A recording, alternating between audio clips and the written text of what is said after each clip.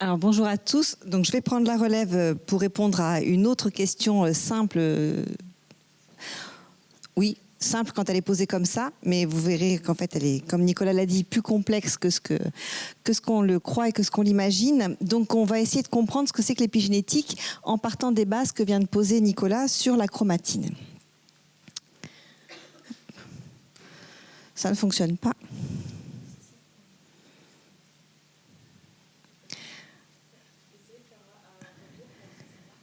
Oui, c'est bon.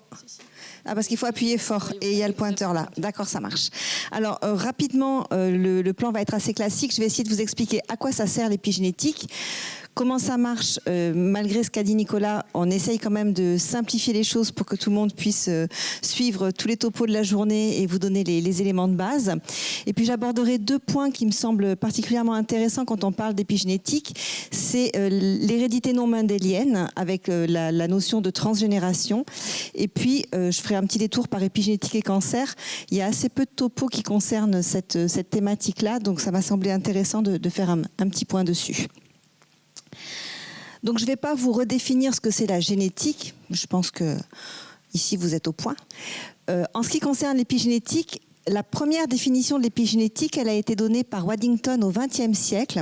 Et en fait, il essayait de comprendre comment, à partir d'une cellule embryonnaire dont le profil est particulier, il est unique, comment cette cellule peut devenir différents types cellulaires. Donc, comment est-ce qu'elle peut s'engager dans cette vallée de différenciation, qui est un dessin qu'avait produit Waddington et qui est devenu célèbre. Et donc, il avait défini à l'époque l'épigénétique comme l'étude des relations causales entre le génotype et le phénotype.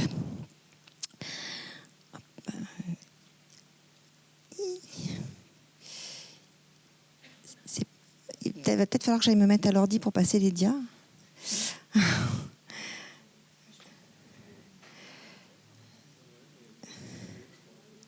C'est un PDF, ouais, c'est un PDF, ouais. C'est pas un PowerPoint, c'est un PDF. Il faut bien diriger vers là, je pense. D'accord, ok. Alors, juste pour poser aussi un cadre assez simpliste à ce que je vais vous raconter derrière, l'épigénétique, c'est ce qui permet d'expliquer, donc selon Waddington, pourquoi... Mais c'est dans ma main que ça ne va pas, en fait. Voilà, si ça y est. Ce qui fait que dans des conditions qu'on va appeler des conditions 1, par exemple, le gène numéro 1 ici va être très fortement exprimé alors que le gène numéro 2 ne l'est pas du tout. Et dans d'autres conditions qu'on va appeler des conditions 2, ce même gène numéro 1 est faiblement exprimé et le gène numéro 2 l'est un peu plus. Donc l'épigénétique permet de rendre compte au niveau moléculaire de ces différents niveaux d'expression. Et puis j'ai trouvé cette petite illustration d'une graphiste qui s'appelle Cyrielle Jourget, qui explique qu'en fait, l'épigénétique, c'est comme un lecteur de musique. Donc le génome, c'est la bande-son. Sur cette bande-son, il y a différents morceaux de musique. Si on met un scotch sur un des morceaux, le lecteur ne peut plus le lire. Et donc, en fonction de la façon dont on va travailler la bande-son, les lecteurs vont les lire différemment. Et donc, on peut obtenir une lecture normale, une lecture à vitesse plus basse, à vitesse plus grande, une lecture déformée ou carrément différente. J'ai trouvé que c'est une façon assez rigolote d'illustrer ce que c'était que l'épigénétique. Alors c'est là-bas, m'a-t-on dit. Oui, quand c'est dans ma main, ça marche pas. Donc ça me permet de... C'est pas fait exprès. Oui, j'ai besoin du pointeur. Ok, bon, on va se débrouiller avec... voilà, quand je fais comme ça veut dire qu'il faut changer la diapo. Donc ça me conduit à poser quelques définitions que vous connaissez tous, mais c'est à nouveau pour qu'on soit bien d'accord sur les termes qu'on utilise. On va parler de génome et de génotype. Donc le génome, c'est l'ensemble du matériel génétique d'une espèce. Et je vous apprends rien en vous disant que dans l'espèce humaine, c'est 46 chromosomes et 3 milliards de paires de bases d'ADN. L'ensemble des gènes d'un individu constitue son génotype. Nous avons dans l'espèce humaine 20 à 25 000 gènes, chacun étant présent en 2 copies. Bon, je fais abstraction des gènes, des familles de gènes et puis des gènes qui sont représentés en copies beaucoup plus nombreuses, mais pour la plupart des gènes qui nous intéressent, on va dire 20 à 25 000 gènes en 2 copies. Donc un gène, c'est l'unité d'ADN qui permet, après la transcription et la traduction, de produire des protéines. Ça aussi, c'est une définition très simpliste du gène, puisqu'on sait qu'il y a des gènes qui ne codent pas des protéines, mais des ARN. Et puis, la deuxième définition, donc, ça va être la définition du phénotype. Et donc, vous avez sur cette image différents enfants dont on voit dont l'aspect est différent les uns des autres. Donc, cet aspect-là, c'est le phénotype. C'est ce que Mendel appelait les traits de caractère. Donc, on a bien ici des traits de caractère différents. Mais ce qui est intéressant, c'est d'étendre cette définition-là aux cellules et de constater que toutes les cellules donc, ont des aspects différents, donc des phénotypes différents, et que ces aspects, ces phénotypes différents, ils sont essentiellement dus, principalement dus, pour ne pas dire exclusivement dus, aux protéines que fabriquent ces différentes cellules. Donc à quoi ça sert l'épigénétique ? Si on part de l'observation que toutes les cellules d'un organisme ont le même génome, ils ont donc les mêmes gènes, ça vous le savez puisque donc toutes les cellules sont issues de la fécondation d'un spermatozoïde et d'un gamète. Au cours de la différenciation cellulaire, au cours du développement embryonnaire, on aboutit à construire un organisme, un individu avec des organes et des cellules toutes différentes, enfin très différents les uns des autres, et des cellules qui sont différentes les unes des autres. Et donc dans l'espèce humaine, il existe environ 200 types cellulaires différents. 200, c'est vraiment le chiffre à minima. Et donc 200 types cellulaires différents, ça veut dire 200 types cellulaires qui ont des phénotypes différents, donc qui produisent des protéines différentes. Et toute la question à laquelle essaye de répondre l'épigénétique, c'est comment se met en place cette utilisation différentielle du génome, comment à partir d'une cellule unique, on arrive à mettre en place un programme de spécialisation qui va être finalement propre à chaque cellule et qui va être transmissible à la cellule fille. Donc, on en revient à la chromatine. Nos cellules ont toutes le même génome. Elles ont des phénotypes différents et donc elles utilisent différemment ce génome pour produire les protéines dont elles ont besoin. C'est une histoire de chromatine et on considère que la chromatine, c'est réellement l'architecte du génome. Alors, pour faire très simple, on va considérer qu'on a 2 états chromatiniens. Un état de chromatine dense dans laquelle les gènes ne peuvent pas être transcrits. Et puis, localement, des états chromatiniens qui sont moins denses, que l'on va donc appeler l'euchromatine, dans laquelle les gènes peuvent être transcrits. Si je me situe dans un hépatocyte, le gène codant l'albumine, il doit être dans une structure peu dense puisque ce gène doit être transcrit. Par contre, le gène codant l'insuline doit être dans une structure très dense puisque ce gène-là ne doit pas être transcrit dans les hépatocytes. Donc l'épigénétique va nous donner des clés pour expliquer ces états différents de la chromatine. Ce qui nous amène à la définition moderne de l'épigénétique qui a été proposée par Holliday et Rix dans les années 90 et définition qu'a déjà donnée Nicolas tout à l'heure, c'est des changements d'activité. Donc l'épigénétique est responsable des changements d'activité génique sans changement de la séquence de l'ADN et cette programmation, elle est héritable lors de la division cellulaire. Alors, comment ça marche ? La première quête dans laquelle se sont dirigés les chercheurs quand ils ont eu défini ces concepts d'épigénétique, c'est des marques épigénétiques dont Nicolas vous a déjà parlé. Et la première marque qui a été identifiée, elle a été identifiée déjà dans les années 50, c'est la méthylation de l'ADN. On savait déjà dans les années 50 que l'ADN était méthylé. On sait maintenant qu'il est méthylé grâce à des enzymes qui s'appellent des méthyltransférases. Et on sait aussi que cette méthylation, donc, elle intervient exclusivement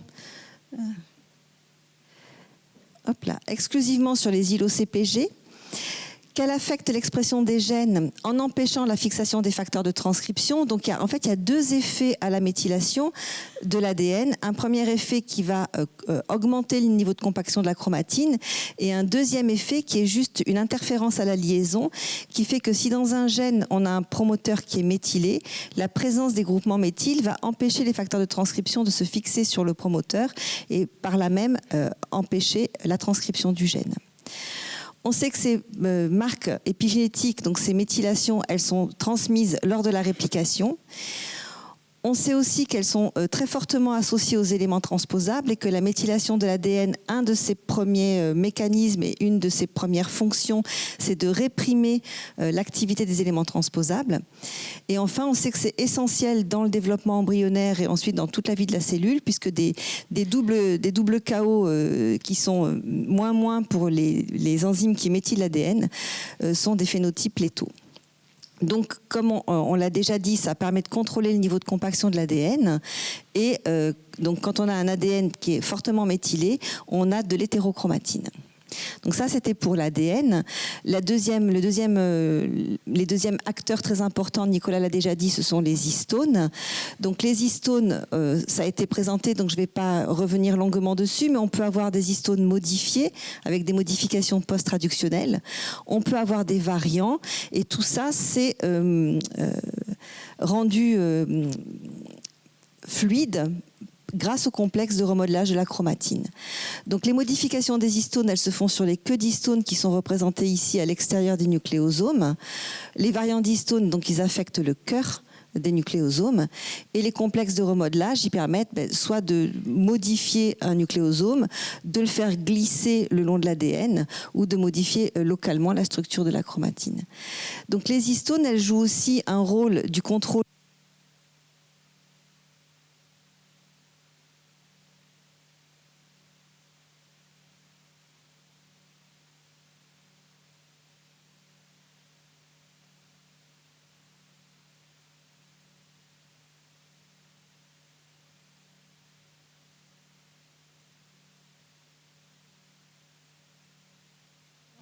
Vas-y Sylvie, teste dans le micro. Ah, ça y est, c'est bon. Donc j'étais en train de vous dire que les histones, elles servent non seulement à contrôler le niveau de compaction de la chromatine, mais elles sont aussi des médiateurs de l'accessibilité de la chromatine. Alors ça veut dire quoi, des médiateurs de l'accessibilité de la chromatine? Ça veut dire qu'en fonction des histones qui sont présentes, elles permettent le recrutement des facteurs de transcription, des enzymes de méthylation de l'ADN. Donc elles font vraiment des plateformes d'interférence entre la chromatine, l'environnement nucléaire et la fonctionnalité de l'ADN. Ces médiateurs de l'accessibilité de la chromatine, ils sont en particulier constitués donc, de tout ce qui est complexe de remodelage, mais également des enzymes qui soit modifient les histones, donc ajoutent les marques, les éliminent ou les recopient. Donc j'ai essayé de résumer ça dans un petit schéma que j'ai trouvé donc dans un séminaire dont je vous donnerai les coordonnées à la fin. Donc on a plusieurs éléments qu'on vient de voir. La méthylation de l'ADN, donc qui joue à la fois sur le niveau de compaction et sur l'interaction facteur de transcription ADN. Les modifications post-traductionnelles des histones dont a parlé Nicolas, donc acétylation, méthylation pour les principales, mais aussi phosphorylation et ubiquitination, qui sont donc des médiateurs de l'accessibilité de la chromatine et qui jouent aussi sur la compaction. Les variants d'histones qui vont modifier les propriétés du nucléosome, et puis les facteurs de remodelage de la chromatine, donc qui permet soit de remplacer une histone par un de ces variants, soit de désassembler les nucléosomes, soit de les déplacer. Et quand on met tout ça ensemble, ça permet d'avoir plusieurs états chromatiniens, mais qui en fait sont un continuum. Il n'y a pas des choses aussi... Enfin, il y a des endroits où les choses sont très nettement marquées, mais souvent on est dans un continuum. On a un état actif de la chromatine dans lequel l'ADN n'est pas méthylé. Les histones sont principalement acétylées, voire avec un seul méthyle. Lorsque le niveau d'acétylation baisse et le niveau de méthylation augmente, on va rentrer dans un état permissif.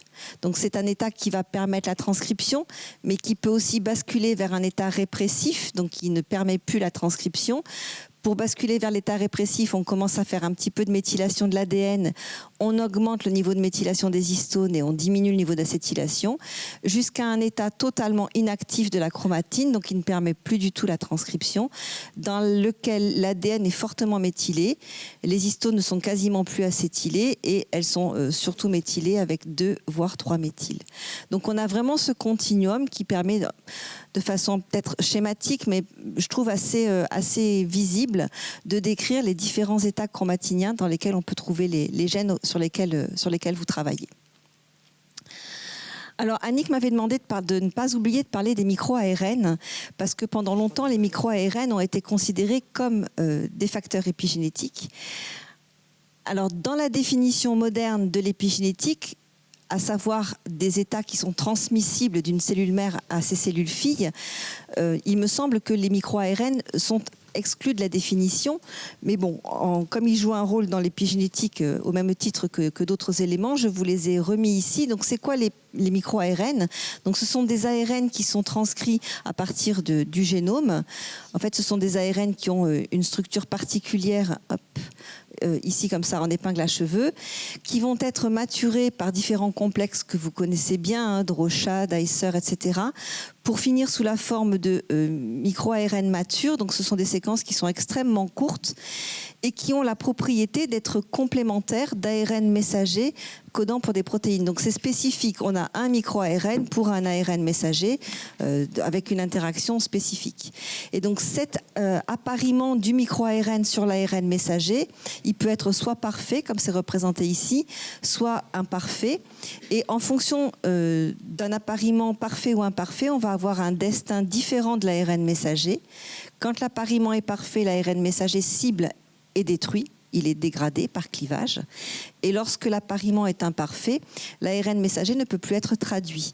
Donc ces micro-ARN, ils jouent un rôle dans le niveau de production des protéines codées par ces ARN messagers. Et donc ils jouent un rôle dans le contrôle de l'expression des gènes, mais en toute fin de cascade de régulation. Et en fait, ces micro-ARN, ils sont impliqués dans beaucoup de mécanismes, dont effectivement certains mécanismes épigénétiques, puisque certains de ces micro-ARN vont cibler les enzymes qui méthylent les histones, les enzymes qui acétylent les histones ou les enzymes qui méthylent l'ADN. Alors maintenant, je vais aborder la partie hérédité mendélienne. Hérédité non mendélienne, dont je vous ai parlé dans mon introduction. Donc, dans la définition moderne de l'épigénétique, on dit que ces modifications sont héritables au moment de la division cellulaire. Donc, Il y a un truc, je te promets que c'est pas un complot. mais maintenant, elle est prête, donc on change de micro.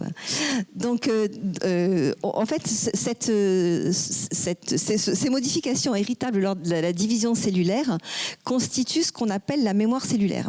Et donc, cette mémoire cellulaire, elle permet, quand une cellule se divise, de donner exactement le même phénotype à sa cellule fille. Cette mémoire cellulaire, elle s'établit au cours de l'embryogénèse, donc au fur et à mesure que les cellules se spécialisent, et elle est maintenue donc lors du renouvellement tissulaire, soit à partir des cellules souches adultes, soit à partir des cellules plus engagées dans la différenciation quand elles se divisent. Néanmoins, ces profils épigénétiques qui ne sont pas gravés dans le marbre et ils peuvent être sensibles aux variations de l'environnement. Et ils peuvent être également sujets à des effets générationnels, donc qu'on va appeler ici transgénérationnels. Donc vous avez ici une représentation de la façon dont les marques épigénétiques sont transmises au moment de la réplication aux cellules filles. Donc ici, c'est le génome parental. Les marques épigénétiques sont représentées en bleu. Quand la cellule se divise, forcément, il n'y aura que la moitié des nucléosomes qui vont être porteurs des marques épigénétiques, puisque ce sont les nucléosomes qui étaient présents dans la cellule parent, dans la cellule mère.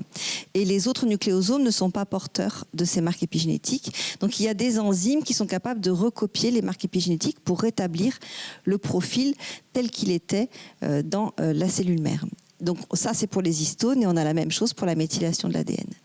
Donc, ceci étant entendu, ça a l'air de dire que c'est quelque chose d'extrêmement stable. Comment est-ce qu'on peut faire varier ces profils épigénétiques face aux variations de l'environnement ? Vous avez ici l'exemple du gène agouti. Donc le gène agouti, c'est un gène, lorsqu'il est transcrit, il donne des phénotypes de souris obèses. Elles sont de couleur blonde, elles sont obèses et elles développent beaucoup de tumeurs. Si on a une souris gestante, donc qui attend des petits et que l'on nourrit de façon classique, sa descendance va être majoritairement agoutie. Et puis de temps en temps, il y aura un souriceau qui n'est pas agouti, donc qui est normal. Si on nourrit cette souris avec une nourriture qui est riche en groupement méthyle, donc si je ne dis pas de bêtises, par exemple la vitamine B12, en fait on va inverser les proportions et la descendance sera principalement de phénotype normal et minoritairement de phénotype agouti. Donc le gène agouti, il est régulé par une région dont la méthylation est variable. Lorsque la région n'est pas méthylée, le gène agouti est transcrit classiquement et donc contribue à la fabrication de beaucoup de protéines codées par ce gène. Et lorsque le gène est méthylé dans sa région régulatrice, il est très peu transcrit et donc il est réprimé. Et en fait, ce que l'on observe, ce qui se passe, le switch qui se produit ici, c'est un switch de méthylation. Donc à partir d'un gène qui est hypométhylé, donc qui donne un profil agouti, on va avoir un gène, si on nourrit correctement les souris, qui est hyperméthylé, qui donne donc un profil normal. Et vous avez tous les intermédiaires possibles, donc du profil agouti au profil normal. Encore une fois, on passe de l'un à l'autre sans modification de la séquence de l'ADN, juste en modifiant le niveau de méthylation du promoteur agouti. Le deuxième effet dont je voulais vous parler, c'est quand on a des expositions directes du fœtus, par exemple au tabagisme pendant la grossesse. Donc ça, c'est une étude qui a été publiée en 2016, où on a comparé une cohorte de mères fumeuses pendant la grossesse, donc 629 mères-enfants, à une cohorte de mères non fumeuses, donc 2443 enfants issus de ces mères non fumeuses. Et ce que l'on constate, donc ces cohortes ont été suivies pendant longtemps, jusqu'à plusieurs années, les enfants après la naissance. Ce que l'on constate, c'est quand les mères fument pendant la naissance, il y a un changement global de la méthylation de l'ADN, donc des états de la chromatine et de l'expression de certains gènes, non seulement chez la mère, mais bien sûr chez leurs enfants, puisqu'ils sont exposés directement in utero. Mais ce qui est plus intéressant, c'est que ces modifications de la méthylation de l'ADN, elles sont maintenues de manière stable pendant des années chez l'enfant et en fonction des gènes qu'elles affectent. Par exemple, ici, il y a une étude qui a été faite sur l'enhancer du gène JNK2. En fait, on se rend compte que lorsque ce gène est dérégulé au niveau de la méthylation de son enhancer à la naissance, ça provoque des altérations de la fonction pulmonaire chez l'enfant. Donc là, c'est une exposition directe des fœtus in utero, mais avec des conséquences chez un enfant qui est donc un non-fumeur, alors que c'est sa mère qui fumait. Et pour aller plus loin, donc ça pose la question des effets générationnels. Est-ce que ces effets-là, une fois que les enfants ont été imprégnés, sont transmissibles à la génération suivante, puis à la génération suivante? Donc pour répondre à cette question-là, il faut définir ce que c'est qu'un effet transgénérationnel. Vous avez ici donc une femelle gestante. Donc si elle est soumise à un polluant environnemental ou à une alimentation particulière, donc à une imprégnation particulière qui peut modifier donc son épigénome, elle va elle-même donc être soumise à ces polluants. Ces fœtus le seront également et la lignée germinale de ces fœtus le sera également. Donc en fait, on a une exposition à la fois de la F0, de la F1 et de la F2. Et pour parler d'effet transgénérationnel, il faut passer en F3 lorsque c'est la femelle qui est exposée. Lorsque c'est le mâle qui est exposé, il est exposé ainsi que sa lignée germinale. Donc on parle d'exposition donc pour le père et sa descendance F1 et on va parler d'effet transgénérationnel à partir de la descendance F2, donc des petits-enfants et des arrière-petits-enfants. Donc est-ce que ça existe, ça? Est-ce qu'on détecte ces transmissions transgénérationnelles des marques épigénétiques? Ça a été testé dans le contexte de la dépakine. Et donc on a des souris mâles qui ont été exposées à la dépakine, donc au VPA. On connaît bien les effets de l'exposition fétale directe de la dépakine, hein, donc on sait qu'il a des effets assez graves sur les fœtus. On connaissait moins bien ces effets épigénétiques en transgénérationnel, mais on les a suspectés puisqu'on sait que c'est un inhibiteur enzymatique puissant, dont les enzymes qui acétylent la chromatine. Donc, est-ce qu'il y a un effet générationnel? Donc, on a administré donc, du VPA à des souris mâles et ensuite on a fait des tests au niveau de la première, la deuxième et la troisième génération. Sur le poids et la taille, on constate aucun effet. Sur la forme de la queue, qui est une déformation classique induite par l'administration de VPA, on observe qu'on a une déformation de la queue en F1, mais pas en F2 ni en F3. Et lorsqu'on va mesurer d'autres marqueurs, comme par exemple ce marqueur-là, qui est un gène qui est impliqué dans la neurogénèse et dont on sait que sa surexpression induit des troubles du spectre autistique, on va noter pour ce gène-là une héritabilité transgénérationnelle, puisque vous voyez ici qu'en F3, on va noter une surexpression du gène, surexpression, qu'est-ce que je suis en train de vous dire? Oui, une surexpression du gène par rapport au contrôle qui est présente dès la F1 et qui est maintenue en F3. Et on note la même chose pour d'autres marqueurs, comme des comportements socio altérés qui montrent une héritabilité transgénérationnelle jusqu'en F3, une différenciation neurale anormale avec la dérégulation du gène PAX6 également jusqu'en F3. Et donc la conclusion de cette étude-là, c'était que lorsqu'on administre de la dépakine à des adultes, par l'imprégnation de leur lignée germinale, on a un risque accru d'apparition de troubles du spectre autistique en transgénérationnel, c'est-à-dire les enfants, les petits-enfants. Bien entendu, c'est une étude chez la souris, mais bon, elle interroge quand même. Donc ça, c'était pour la partie transgénérationnelle. Maintenant, je vais vous parler rapidement d'épigénétique et cancer. En fait, on sait que l'épigénome, donc, et c'est un petit peu ce que je viens de vous montrer, peut être altéré donc, par l'environnement. On sait également qu'il peut être altéré par le stress, par l'âge. Et on s'est demandé en quoi cette épigénétique pouvait être impliquée dans la tumorogénèse, surtout depuis qu'on a découvert les cellules souches cancéreuses et surtout depuis qu'on a fait le parallèle entre le développement tumoral et le développement embryonnaire. Il y a beaucoup de points communs entre ces deux types de processus.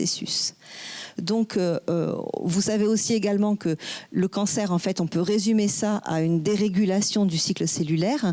Et lorsqu'on a étudié les génomes de différentes tumeurs, au niveau génétique et au niveau épigénétique, on s'est rendu compte qu'en fait, l'épigénome était bien plus modifié que le génome. Et par exemple, le niveau de méthylation, le niveau de modification des histones, voire même la présence des micro-ARN, est 10 à 100 fois plus altéré que les modifications des gènes dans les génomes des cellules cancéreuses.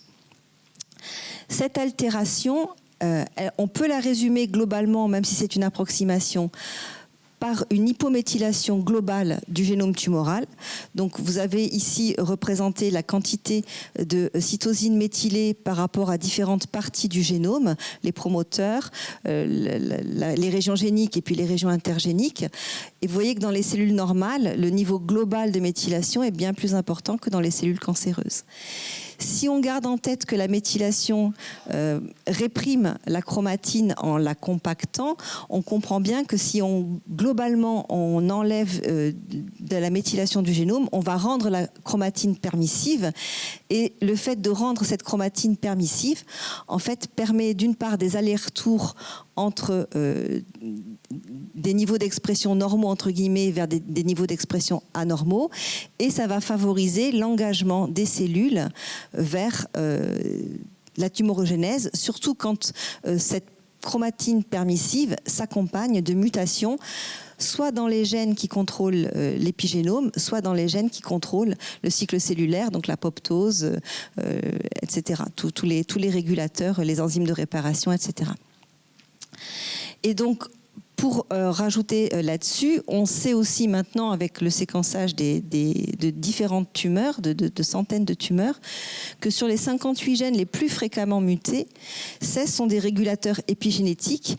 Et donc ce sont des régulateurs qui sont impliqués, des gènes qui sont impliqués dans la modification des histones, dans le remodelage de la chromatine ou dans la modification de la méthylation de l'ADN. Donc on a vraiment une empreinte épigénétique extrêmement forte dans les cellules cancéreuses, une modification de l'empreinte épigénétique qui altère globalement la façon dont les gènes s'expriment. Et ça, du coup, ça peut permettre d'ajouter un concept au fait que les cellules cancéreuses sont principalement issues de dérégulation du cycle cellulaire. On peut aussi ajouter que on observe dans les cellules cancéreuses une dérégulation de la plasticité cellulaire et on va avoir des cellules qui peuvent se dédifférencier pour donner naissance à des cellules souches cancéreuses. Dans l'embryogénèse classique, on part d'une cellule souche. Par différenciation successive, on va en faire une cellule adulte, par exemple ici une cellule de pancréas, mais il va y avoir des barrières épigénétiques qui empêchent à cette cellule de revenir en arrière. On lève ces barrières épigénétiques quand on fait des IPS, par exemple. Dans la tumorogénèse, ce qui se passe, c'est qu'à partir de cette cellule différenciée, adulte, normale, tout à fait fonctionnelle, il va y avoir un abaissement des barrières épigénétiques. Et puis, ça va permettre à cette cellule de s'engager sur la voie de la tumorogénèse. En même temps, abaissement des barrières épigénétiques et apparition de mutations dans certains gènes dont j'ai parlé tout à l'heure, qui régulent le cycle cellulaire ou la réparation de l'ADN. Cet abaissement des barrières épigénétiques, elle va pouvoir conduire à, et puis les différentes modifications qui s'installent, elles vont pouvoir conduire à transformer cette cellule adulte différenciée en une cellule souche cancéreuse. Et en fait, les tumeurs, elles peuvent être issues soit directement de la modification d'une cellule différenciée, mais bien souvent, ça s'accompagne de la dédifférenciation en cellules souches cancéreuses qui vont elles-mêmes alimenter ensuite différents clones cellulaires différenciés tumoraux. Et ça permet d'expliquer en plus non seulement la naissance des cellules souches cancéreuses à partir de cellules différenciées, mais toute la partie hétérogénéité tumorale qui est un vrai problème en fait dans les thérapies puisque on n'arrive pas avec une stratégie simple de tuer toutes les cellules cancéreuses et les cellules souches cancéreuses sont en particulier très résistantes. Ce qui me permet de faire la bascule sur la partie nouveaux traitements.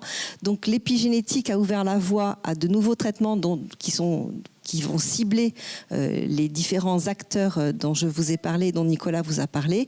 Je ne vais pas les passer en revue, mais ça me semblait important de signaler que ce nouveau champ scientifique ouvrait la voie à de nouveaux traitements. Donc pour terminer, une petite diapo qui tente de tout résumer, même si ce n'est pas possible. Donc vous avez ici le chromosome avec la chromatine compactée, les nucléosomes dont vous a parlé Nicolas, avec la queue des histones qui peuvent être modifiés, acétylés, l'ADN qui peut être méthylé, le fait que la chromatine en se compactant, elle sert de plateforme à différents systèmes qui permettent la régulation de l'expression des gènes. Et puis donc c'est une tentative de tout résumer et aussi de vous dire que lorsqu'on ne trouve pas l'explication au niveau de la mutation d'un gène, eh bien il faut s'intéresser à l'épigénome. Voilà, je vous remercie et puis je vous remercie de votre attention. Donc juste si le sujet vous intéresse, l'épigénétique, je vous invite à aller consulter sur le site du Collège de France les conférences d'Edith Hurt. Elles sont absolument extraordinaires et ça permet d'avoir vraiment une connaissance une vision très pointue de différents points. Merci.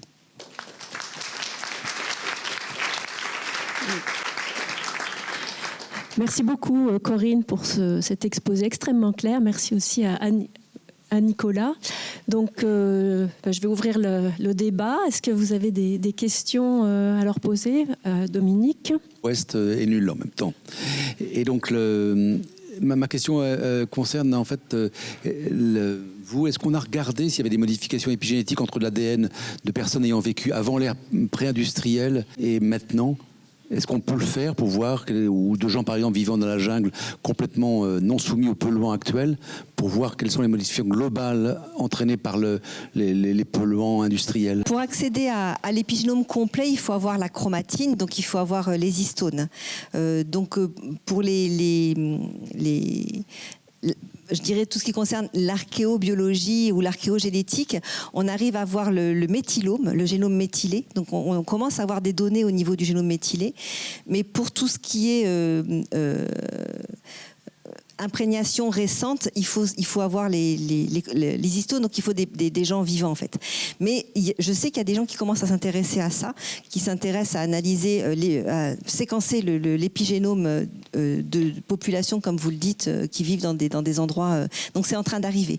On les a pas, mais c'est en train d'arriver. Ceci dit, on n'a pas besoin d'aller chercher de telles différences.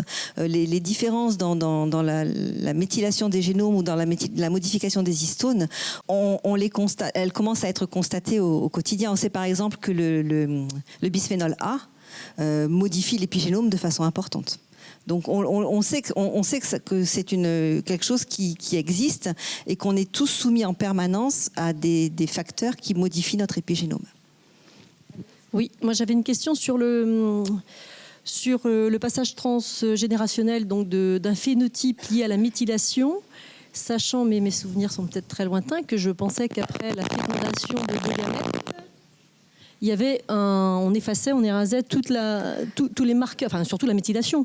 Donc comment est-ce qu'on peut transmettre de la méthylation, sachant que c'est effacé, que ça revient après le blastocyste? Alors, normalement effectivement, au moment de la fabrication de la lignée germinale, dans les précurseurs des gamètes, il y a une remise à zéro. Il y a normalement toutes les marques épigénétiques sont effacées, de manière à ce qu'elles puissent être bien réimprimées après la fécondation, au moment du développement embryonnaire. Donc pour l'instant, on n'a pas forcément d'explication. On fait des constats, mais on n'a pas forcément d'explication. On sait aussi qu'il y a que cet effacement, il n'est peut-être pas absolu. Donc... Merci pour ces présentations. Mathieu Egloff, CHU de Poitiers.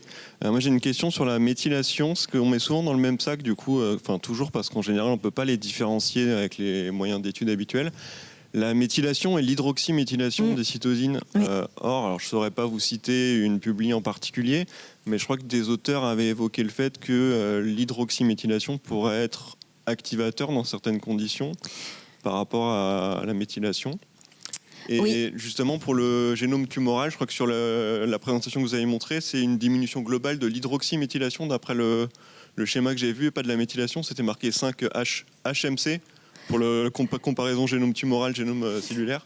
Je voulais savoir si vous aviez des précisions. Alors, ça fait pas si longtemps que ça qu'on arrive à séquencer différentiellement, parce que maintenant, dans le séquençage du méthylome, quand on séquence le génome pour identifier les régions méthylées, je crois que c'est assez récent qu'on arrive à distinguer les méthylations simples des 5-hydroxyméthylations. Donc maintenant, on arrive à faire le distinguo. Oui, effectivement, sur la diapositive, j'ai peut-être fait un raccourci. Mais alors après, je ne saurais pas rentrer aussi précisément dans les détails, sans doute que Nicolas est plus pointu que moi à ce niveau-là. Ouais, non, pas vraiment, Mathieu. J'ai pas bien plus. Je devine, parce qu'il y a des publics qui commencent à sortir qu'en nanopore, on va pouvoir plus facilement faire les différences, même si c'est pas encore mature, je pense, sur les modèles qu'ils ont en séquençage. Et après, les conséquences que ça va avoir, précisément, je n'en sais rien encore. J'ai pas plus d'infos. Mais peut-être que quelqu'un dans la salle peut répondre. Apparemment, non. Est-ce qu'il y a d'autres questions ou commentaires? Ouais, Paul, non? Non, mais je pense que c'était parfaitement clair et ça nous donne de bonnes bases justement pour suivre la suite des présentations. Donc merci encore à tous les deux. Vous nous avez bien remis à niveau. Enfin, bon, voilà.